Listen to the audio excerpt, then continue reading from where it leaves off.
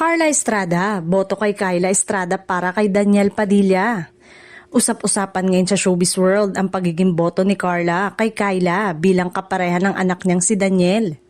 Ayon sa mga malapit sa pamilya, hindi lingid sa kaalaman ng actress host na malaki ang respeto at paghanga niya kay Kyla.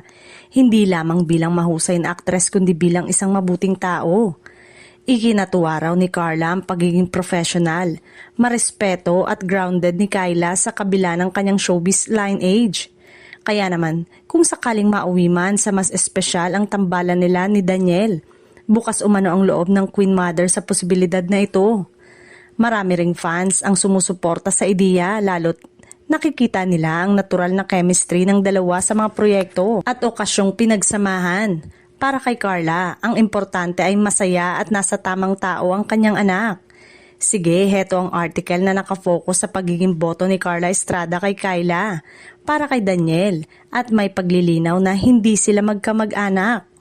Samantala, nilinaw din ni Carla na walang relasyon sa dugusin na Daniel at Kyla. Taliwa sa iniisip ng ilan. Magkaiba ang pinagmula ng kanilang mga pamilya kaya walang koneksyong magkamag-anak ang dalawa.